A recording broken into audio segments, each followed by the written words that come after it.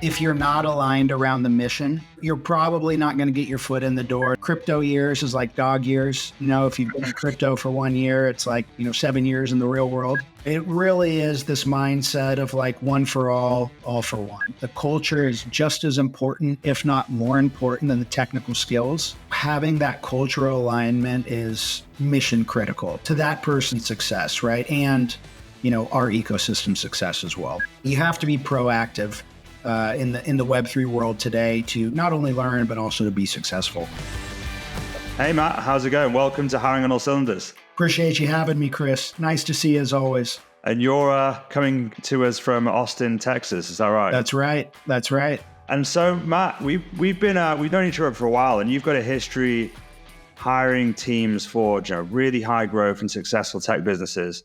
And I know that this has been your first jump into Web3. And you've got some really exciting, kind of interesting things to discuss about how you've been able to build teams and the differences between working in Web3 versus your experience in other tech businesses. And I think this will be really useful because it's such a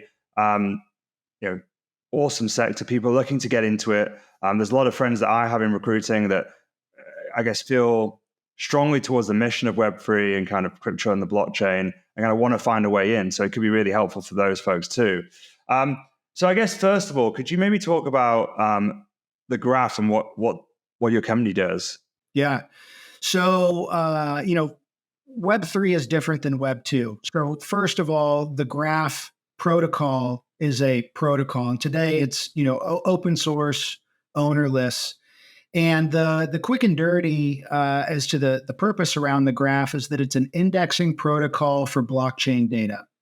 So the blockchain is a wonderful piece of tech. I think it's going to, only be more and more integrated into our lives in a number of different ways. The fantastic thing is that when a new block is created in the blockchain, that information is essentially frozen there forever. So you can go back and get this really nice historical record of all the on-chain activity.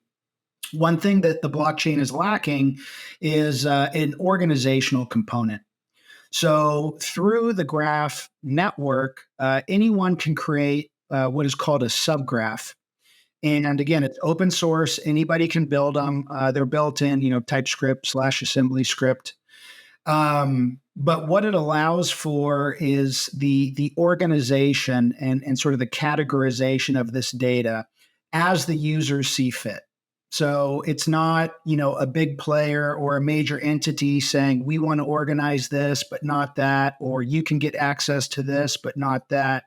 It is community driven, and it puts the data ownership back in the hands of the dev teams and the creators. And it allows us all to control our own data more so than in traditional Web 2. That's awesome. Really interesting. And from your experience working in other high growth tech companies and then transitioning over to Web3, where there's this really, I guess, important mission and people are really in touch with that mission and feel deeply connected to it. What have been your biggest kind of learnings and the biggest differences you found kind of coming into the industry? Yeah, I on the mission piece, I feel like I've worked at places in the past where everybody was very mission aligned. And, when I got to the graph ecosystem, it was the first place where, regardless of where someone lived in the world or what their role is within the ecosystem, genuinely to be involved at Web3 in the world today, if you're not aligned around the mission, you're probably not going to get your foot in the door, and it's probably not going to work out because a lot of the engineering teams are amazing. They're building cutting edge tech. It's all brand new. And so if there's any, veering away from sort of the mission and the values of Web3, the person, for better or for worse, for them is just probably not going to last a long time. Yeah. And do you typically, because there is like controversy, and I guess it's I don't say it's a kind of niche area in terms of crypto and blockchain. I mean, maybe it is in terms of the wider in comparison to the wider financial system. But do you find the people involved in it are naturally more passionate because it is kind of this new kind of burgeoning thing? And How do you what do you see in the market when you're looking for talent? So, what do I see with the talent market right now in Web3?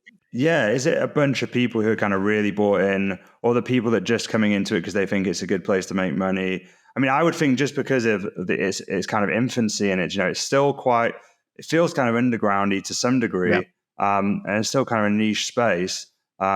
You'd think that you have a high percentage of people who are in it because they really believe in it. Mhm. Is that your experience? That's definitely my experience. And again, Yeah. I think everybody that's in it today or trying to get into it today has sort of, found their own personal path to Web3 and their own interest in the tech for whatever reason.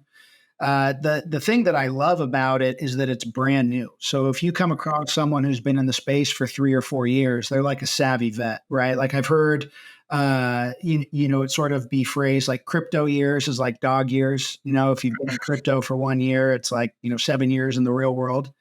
And everybody's sort of figuring it out together. And obviously, there's certain degrees of experience versus very inexperienced. But there's this real nice community effort around mentorship and hackathons and meetups and that kind of just general environment where it's very open and welcoming, and it's like, oh, there's this new open source tool that's been developed. Oh, you don't know how to use it, let me show you, and we can kind of build together, right? Because Web3 tech, in sort of the core values of Web3 is all decentralized. So you can plug and play all of these different pieces of technologies to create your own decentralized tech stack for your own DApp, which stands for decentralized application. So there's a lot of freedom to try new things, go down one path and fail, and then walk down another path and have success. And again, I think the support structure is amazing. There's conferences all around the world. There's communities in Discord, Telegram, Twitter, and it really is this mindset of like one for all for one. And you came into the graph to build the talent function as the kind of head of talent, VP of talent, and I guess what you're talking about in terms of hiring people who are really mission aligned creates its own set of challenges when you're looking to go out to market and attract the right talent and bring them through, and get them into the business. Can you talk to me a bit about that challenge and how you've overcome that challenge? Some of the things that you've done that have generated success for you. Yeah. So I have, again, really never worked in any kind of environment where the culture is just as important, if not more important than the technical skills. And the tough thing around that for hiring is, you can't necessarily look at someone's resume, right? Where you can look at someone like if they're a C# developer, or if they know React, or if they're good with Kubernetes, and just say, okay, this person has the right kind of background. I'm going to get on the phone with them. And especially in the world today, where unfortunately the job market isn't what it was 2 or 3 years ago. So there's a lot of people that are out there just, looking for something new so they can pay the bills, which I, can empathize with heavily. But in the Web3 space, I think it takes a little more not only to land, but then stick around for a while. So, what have we done? We've made our interview processes incredibly culture heavy, where we have two specific different culture interviews, one that's focused very specific on the team culture and working with the team. And then we have a second one that's focused more on the broader organizational culture of like the graph ecosystem and then, whatever core dev we're hiring for. And I go into the culture piece on my initial conversations with candidates. And then our final interview is always with an executive, and they dig in on the culture piece as well. And again, just because it's so mission aligned and it's so young, there's such a small number of people out in the world, let alone, Europe or the United States or wherever you're at, that, having that cultural alignment is mission critical to that person's success, right? And our ecosystem success as well. And I'm guessing because of you were saying it's really new, it's in its infancy. The talent pool is for these people is one, really competitive and probably a lot smaller than the traditional pools you've been farming in and the companies are farming in for technical talent. Has there been challenges there, and how have you managed to get your brand and the employer brand out there and get kind of in front of these candidates? Has there been kind of new ways you've been approaching that problem? Yeah, and I'll start out by saying that the team, the engineers, marketing for the graph ecosystem, they've been phenomenal and they've built a wonderful, well-respected brand. So, dare I say it's easier for us, but I'm, just going to use that word. I think that we have a lot more eyes on us as if a certain job opens up, I'm going to apply, to the graph ecosystem. But a lot of it is networking. As an ecosystem, we get out to a lot of hackathons and conferences, and a lot of it is meeting people face to face. There are certain roles within Web3, and I'll just say, probably bar none, smart contract engineering is like that one role where, you can't even be 95% there, because if you are an engineer who's building smart contracts and there's an exploit or, there's a bug, that could, ruin an ecosystem, right? I think that we've seen that with some of the DeFi space where there's been some hacks and things like that. So that's been rough, not for the graph ecosystem, but for some of these others that have experienced problems. And so what we really look for is that enthusiasm. Is this person coachable? Are they willing to learn? And then do they come in with the skill set, right? Like, are they a self-starter? Are they the kind of people that, are going to go out and, look at code on GitHub? Are they going to Google their own answers? Are they going to, connect with people that are in similar roles or use similar skills and tools? You have to be proactive in the Web3 world today to not only learn, but also to be successful. Talentful provides flexible recruiting solutions to the world's most ambitious companies. Are you thinking about ways to add flexibility to your talent function? With recent market volatility and hiring set to return to growth mode in the near future, there's never been a better time to choose the right partner to help you scale. Talentful's embedded sourcing, recruiting, coordination, and talent advisory services have been trusted by the world's leading brands. Companies such as Atlassian, Microsoft, Expedia, Pinterest, Waymo, and more. Whether you're hiring across engineering, go-to-market, or G&A, Talentful has got you covered. To find out how Talentful can help you, visit talentful.com. In terms of the way that you're thinking about building your team, in terms of hiring recruiters and just scaling this over time, does that mean you're going to be looking for maybe different approaches or kind of methods for your team or different environments that they come from? Because I can imagine from what you're saying, like a lot of it is very culture focused and getting to the bottom of like how people think and what they're excited about. And what they believe in, but also very like events focused, it feels like, from a sourcing standpoint. I know that you were saying when we spoke earlier that you kind of have to get known and get trust of people in the industry, which is quite a different approach, I think, than a lot of sourcing teams who maybe have to do a lot of outreach, feels maybe transactional to some degree.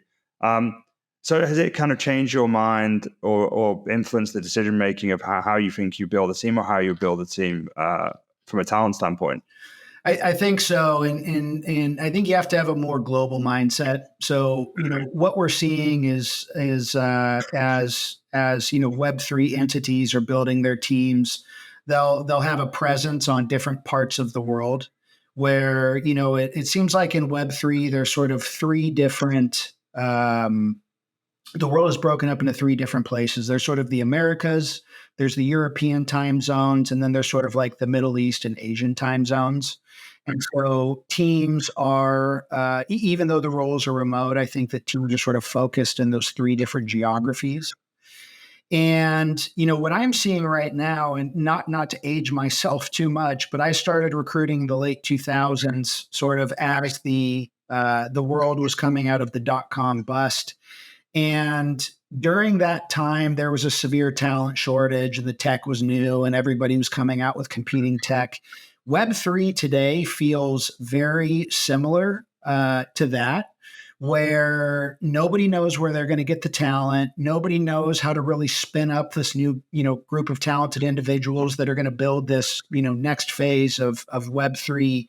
And we're seeing a lot of Web3 focused agencies and vendors come out, right? And when I was in Seattle just starting my career, you know, and at the time it was contract placements for me. So I was trying to place contractors at Microsoft and T-Mobile and Amazon and the other companies and sort of the budding Seattle tech scene, let's call it.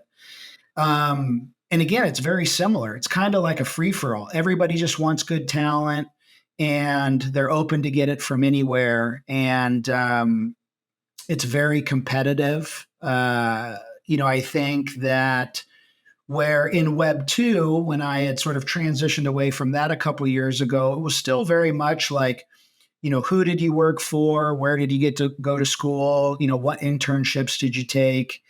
Web3 is similar but different, where like the pedigree of the project matters, but so many projects in Web3 have gotten sort of that, seed round or, initial venture round. And then because of happenings in the economy, they may not be around or they may have pivoted. So that's important. But a lot of it is where you can get your foot in the door through your own network. Who do you know? Who can sort of, vouch for you as a soft reference coming in off the side. It's a little bit more of the Wild West. Again, it really reminds me of the tech community and how hiring was coming out of the dot-com bust. Yeah, super interesting. And I guess you might not, this might not be an issue for you because you are targeting people who have a deep understanding of this space. But has any of the kind of recent events and the volatility in crypto, and you mentioned some of the DeFi projects that haven't panned out, or whether it's kind of FTX and all the stuff that's happening with Sam Bankman-Fried, does any of this stuff that's going on impact your hiring, or are they these things that you have to manage in the process, or you have to give people extra assurances, or really focus on your brand and the communication from the business? Like, does that impact you in any way? Sure. A lot of questions. What I think that we're seeing is that the builders that are here in Web3 and really believe in the tech and the community and, what the mission and the values are around Web3, they're here to stay. But, anybody who might have been sitting on the fence and then, something like an FTX happens, of course, that's going to scare them away. They are an exchange, right? And so what the Graph network is a protocol. So it's literally a piece of, the foundation or a piece of the infrastructure. So even though, protocols and any exchanges are sort of, playing in the same sandbox, they might be sitting in different corners, focused on different parts of, the sandcastle or whatever anybody's trying to build. However, there are similar but different things that have happened in traditional finance as well. And I think that that's what we all need to, just have for context, right? Bernie Madoff was a guy who did a lot of bad stuff, and, he knew nothing about Web3, right? Web3 wasn't even around when he was doing his thing. So unfortunately, the bad guys are going to be out there. And at the same time, the Graph protocol, our mission is to serve a purpose and really have utility, where FTX is an exchange, right? Similar but different to a stock exchange. So they're more interested in value go up, value go down, where we're more interested in serving the Web3 masses, which with a network of decentralized data, right, that they own and control. Yeah. And I guess because of all these things that you're talking about, it being a new thing, in a space where there's a lot of stuff going on. There's some correlation people might draw between something that's probably not even that much associated or closely associated, but is getting bad press. That there's a need from kind of the talent function and maybe the business as a whole to educate the people in the space or about the differences. How much of a role do you and kind of the TA function at Graph play in that with the education piece? Is there a lot of that you need to do with the people you bring on board? Yeah, quite a bit. And it depends on the person, right? A lot of people have heard of the Graph protocol and they know what it does. They may even have used it, built a subgraph, queried the network for data. But in the larger ecosystem, we have 7 core dev teams and a foundation, right? So they may not know how all of those moving parts fit together and how we work together. So I'll spend usually about 10 to 15 minutes on a call, sort of talking through everything, making sure that they understand what we're doing, why we're doing it. And then I'll ask them some questions around their mission and values and, everything from, have you worked in Web3 before? Have you attended any conferences, any hackathons? Those kind of questions just to sort of poke and prod a little bit to get a better idea on my end of how deep into Web3 they genuinely are. Makes sense. That makes total sense. And I think that hopefully, as the market gets bigger and more accepted and continues to be successful, is that the education piece will become less and less, and you'll maybe have to do less of that. In terms of where these people are hanging out, you've obviously mentioned events. You mentioned there's a strong sense of community and kind of networking is really important. Like from a sourcing standpoint, do these folks hang out in like different places? Are you mainly finding kind of sourcing and targeting these people on LinkedIn? Or are there kind of Web3 specific places where it's forums or different communities where you kind of get in contact and engage with this talent? Yeah, certainly more Web3 focused hangouts. And what I've seen, even in the just under 2 years I've been with the Graph, is that now there's more and more people on LinkedIn starting to, throughout the hashtag Web3, hashtag blockchain. There's more and more of these organizations that are popping up that are called DAOs. I don't know if you've heard that term, decentralized autonomous organization. And people are just starting to get more involved, within their own communities and just doing it because they believe in it. And so those are all good pools. We're fortunate enough in the Graph ecosystem to have a handful of leaders that have been in the space for 4 or 5 years. So they've really seen, the massive growth over this last, half a decade or so. And they have a lot of great connections. In terms of geography, I don't know if there's really, at least I haven't come across one where it's like, Europe is the hub, or Brazil's the hub, or Japan's the hub, or whatever it might be. It seems like people are just sort of picking it up on their own and then they dive into it. And of course, there is what I would consider to be sort of like more of an Asian focused community. I think that there's more of a European focused community, and then there's like more of a community in the Americas. But it's nothing I've ever been able to really put a pin on it and say, aha, everybody is here. I'm just going to go there and find the best talent. Yeah. It must be really interesting for you as well, because you mentioned before that you've not seen a company put this much emphasis on the culture piece to the extent where you have to kind of talk 2 cultural interviews.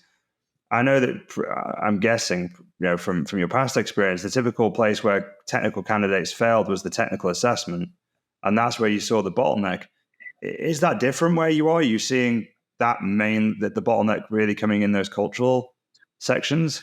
Yeah, I think it depends on the role, but I would say more than anything, the cultural alignment is where even if somebody is skilled technically, they may not, hit the cultural piece. And it was, tricky as a recruiter, right? Because historically we think, hey, you find a great candidate from a great school who worked at a couple great companies and has passed a couple really tough interview processes. And you could kind of put half a check mark on the board as a win, and it's just a little bit different in Web3. Yeah. I guess you're not, is there anything you can do apart from try and find people who are culturally aligned and like screen them? I guess there's not much you can do past that point, right? Or other thing, because you can't prepare the candidate. You can't, tilt the scale in one way or the other. Or is there something you can do to help candidates get past that cultural point or succeed in the cultural parts of the interview? I feel like we almost don't want to, right? Because if Right. someone Yeah. can fake their way through a cultural interview, good on them, right? But that's probably not going to be the best for us.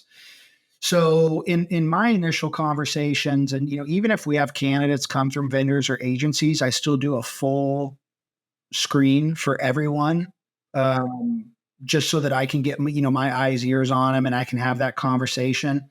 And I feel that I've gotten much better, and probably next year I'll be better than I was this year at asking open-ended questions, where now I feel like I really have my own sense based on the way people are describing their involvement in Web3 or what they want to get out of Web3 or, kind of what they've done in Web3 that will give me those green flags to say, okay, this is the right kind of person versus maybe this person's just saying what they think I want to hear. Yeah, yeah. And I guess that's really great experience for when you kind of build the team out, that you'll be able to kind of have that framework for people to refer to, which will hopefully increase RAM time or decrease RAM time. Because I can imagine it's a harder environment for a recruiter and a team to kind of ramp, because a lot of it is this kind of deep understanding of seeing the repetition, seeing the people that come through that really work out from a cultural standpoint. Unless so, like you were saying before, I get someone who's really technically competent. Normally, if they get through that stage, then unless they do something drastically offensive, they're going to get through, right? So I can imagine this way around, it's a lot more of there's emphasis in different places, and there's a lot more focus and attention that needs to be put on different areas, which is interesting and quite fun.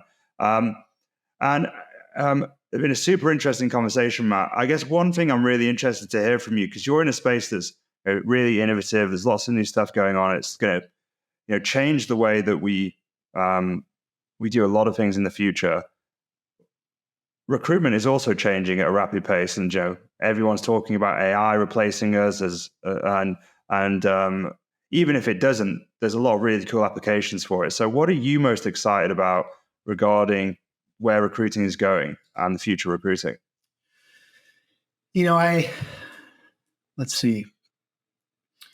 I guess an easy, quick answer is I don't think AI is going to be replacing anybody anytime soon. I think that we've seen, obviously AI is so hot right now, but we've also seen what can go wrong when AI goes wrong. I won't, tip the hat, but Google it, and you'll probably be surprised.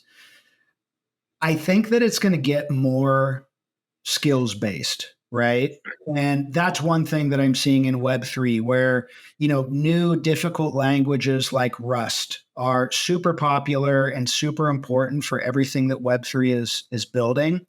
And there is a severe lack of Rust engineering. So I could see, vendors or agencies or entities popping up in the future where what they do is they just churn out Rust engineers, right? The same thing for smart contracts, where the Ethereum smart contracts are written in a language called Solidity, where there's other blockchain ecosystems where they either have their own smart contract language or they write them in Rust. And again, I think that it's going to be a little bit up to the ecosystem to drive the adoption of what they want. But I've already seen a few different projects out there that, they've acknowledged that Solidity is essentially, it's like finding a needle in a haystack for, somebody who's been there and done that successfully at a great project. So there's a lot of these mentorship programs popping up, right? Where it's not necessarily an internship. It's not necessarily an entry-level role. It's hey, you come in and you can learn from the best for free, and maybe we'll hire you, or at the very least, you can go out and get yourself hired somewhere else. I do see, like LinkedIn, for example, is obviously very popular in recruiting. The bad thing about LinkedIn is that you own the access to your own profile. But if LinkedIn wanted to shut you out of your profile, technically they could, right? And so the blockchain prevents that kind of thing. So I do see blockchain based, like review systems that can be audited, blockchain based, like resume systems, whether you want to call it like a LinkedIn knockoff or, like a resume, where if I put on my LinkedIn, I worked at the graph ecosystem, right? That could be verified or that could be denied. So you can really understand people. But I think that there's going to be a deeper, quicker, and at the end of the day, when the tech is there, it's going to be cheaper and a lighter lift for us to verify everyone's employment information and if they're good for this role or bad for that role. And my opinion is that the timeline for that is probably within the next 5 to 10 years after the infrastructure in Web3 gets very, very good. Awesome. Well, lots of exciting stuff. And I'm actually really looking forward to seeing what's next and how this technology is going to change or supercharge what we do. So really interesting to get your thoughts. And before we go, Matt, is there anywhere people can find you online or can reach the Graph or check out jobs?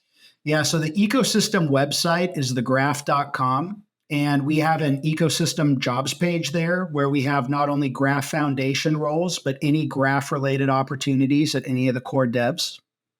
And if you want to find me on social media, you can look me up on LinkedIn. And the handle that I have for like Twitter, Discord, and Telegram is blockwise_Matt. Awesome. Well, thanks a lot for your time, Matt. Super interesting conversation, and I'll see you soon. Appreciate it, Chris. Thank you.